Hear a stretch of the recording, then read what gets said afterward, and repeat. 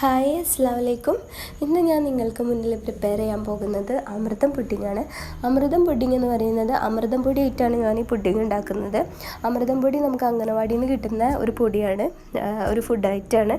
നമുക്ക് മക്കൾക്ക് കൊടുക്കാൻ പറ്റിയ ഏറ്റവും നല്ലൊരു ഫുഡാണത്. കാരണം അതിൽ മൾട്ടിഗ്രെയിൻസ് ഉണ്ട്, ശരീരത്തിന് ഏറ്റവും നല്ല പോഷകങ്ങളൊക്കെ നിറഞ്ഞ ഒരു പൊടിയാണത്.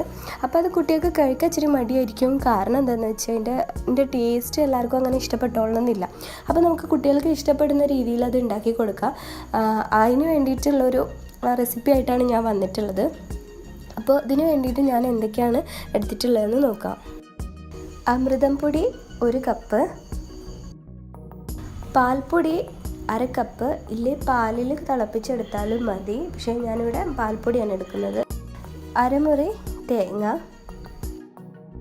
2.5 അച്ച് ശർക്കര. അത് നിങ്ങളുടെ ടേസ്റ്റിനനുസരിച്ച് കൂട്ടുക കുറയ്ക്കുക ചെയ്യാം. ഇനി നമുക്ക് പ്രിപ്പയർ ചെയ്യാം. അതിന് വേണ്ടിയിട്ട് ഒരു പാൻ എടുക്കുക. സ്റ്റൗവിൽ വെക്കുന്നതിന് മുമ്പായിട്ട് അമൃതം പൊടി, പാൽപ്പൊടി, കുറച്ച് ഉപ്പ്, 2 ഗ്ലാസ് വെള്ളം ഒഴിച്ചിട്ട് നന്നായിട്ട് അതിൻ്റെ കട്ടകളൊക്കെ ഉടച്ച് മിക്സ് ചെയ്ത് കൊടുക്കുക. ഇനി പാലാണ് നിങ്ങൾ യൂസ് ചെയ്യുന്നതെന്നുണ്ടെങ്കിൽ വെള്ളത്തിന് പകരം പാൽ യൂസ് ചെയ്താലും മതി. അതിൻ്റെ കട്ടകളൊക്കെ നന്നായിട്ട് ഉടച്ചിട്ട് വേണം സ്റ്റൗവിൽ വെക്കാനായിട്ട്. ഇല്ലാന്നുണ്ടെങ്കിൽ ചൂടായി വരുമ്പോഴത്തേക്ക് കട്ട പിടിച്ചു പോകും. ഇനി സ്റ്റൗവിൽ വെച്ചിട്ട് നമ്മൾ കൈ എടുക്കാണ്ട് ഇളക്കിക്കൊണ്ടേ ഇരിക്കണം. അതിലേക്ക് നമ്മൾ ശർക്കര ഓരോന്നായിട്ട് ഇട്ട് കൊടുക്കുക. മധുരം നോക്കിയിട്ട് വേണം ഇട്ട് കൊടുക്കാനായിട്ട്. ഒരു 10-15 മിനിറ്റിനുള്ളിൽ ഇതായി കിട്ടും. എന്നാൽ കൈയെടുക്കാണ്ട് ഇളക്കണം, കാരണം അത് പെട്ടെന്ന് തന്നെ അടിയെ പിടിക്കാൻ സാധ്യതയുണ്ട്. അപ്പോൾ ഇത് കൈയെടുക്കാണ്ട് എപ്പോഴും ഇളക്കി കൊടുത്തുകൊണ്ടിരിക്കുക. നന്നായിട്ട് കുറുകി വന്നു കഴിഞ്ഞാൽ അതിലേക്ക് നമ്മൾ തേങ്ങ ചേർത്ത് കൊടുക്കുക.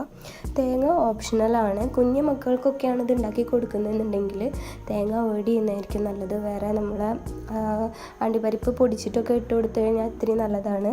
അണ്ടിപ്പരിപ്പും ബദാമൊക്കെ പൊടിച്ചിട്ട് കൊടുക്കുക. നന്നായിട്ട് തിന്നായിട്ട് നൈസായിട്ട് അരച്ചിട്ട് കൊടുക്കുക, അതും നല്ലതാണ്. ഇത് വളരെ ടേസ്റ്റി ആയിട്ടുള്ളൊരു ഡിഷാണ്. ഫ്രിഡ്ജിൽ വെക്കേണ്ട കാര്യമൊന്നുമില്ല, അതല്ലെങ്കിൽ തന്നെ അത് കട്ടായിക്കോളും. ഒരു പുഡിംഗ് ആയിട്ട് തന്നെ അത്ര കട്ടായിട്ട് കിട്ടത്തില്ലെങ്കിലും ഒരു അത്യാവശ്യം മീഡിയം സൈസിൽ നമുക്കത് കിട്ടും. ഇനി നിങ്ങൾക്ക് ലൂസായിട്ട് വേണമെന്നുണ്ടെങ്കിൽ ഇച്ചിരി കൂടി പാലോ അല്ലെങ്കിൽ വെള്ളം ഒഴിച്ചിട്ട് നമുക്കത് കറക്റ്റാക്കാവുന്നതാണ്. വളരെ പെട്ടെന്ന് നമുക്കത് വീട്ടിലുണ്ടാക്കിയെടുക്കാൻ പറ്റും. അതുകൊണ്ട് തന്നെ നിങ്ങൾക്കത് ബ്രേക്ക്ഫാസ്റ്റ് ആയിട്ട് യൂസ് ചെയ്യാം. അത്രയും ഹെൽത്തി ആയിട്ടുള്ളൊരു ഫുഡാണിത്. അപ്പോൾ നിങ്ങൾ എന്തായാലും ഇത് ട്രൈ ചെയ്യുമെന്ന് ഞാൻ പ്രതീക്ഷിക്കുന്നു. എൻ്റെ വീഡിയോസ് ഇഷ്ടപ്പെടുകയാണെന്നുണ്ടെങ്കിൽ എന്തായാലും നിങ്ങൾ സബ്സ്ക്രൈബ് ചെയ്യുക, അതുപോലെ ലൈക്ക് ചെയ്യുക. നിങ്ങൾക്ക് എന്നെ ഫീഡ്ബാക്ക്സ് അറിയിക്കണമെന്നുണ്ടെങ്കിൽ കമൻറ്റിലൂടെ എന്നെ അറിയിക്കാം. ഇനിയും ഇതുപോലുള്ള ഡിഷസായിട്ട് ഞാൻ വീണ്ടും വരാം. അതുവരെ അസ്സലാമു അലൈക്കും.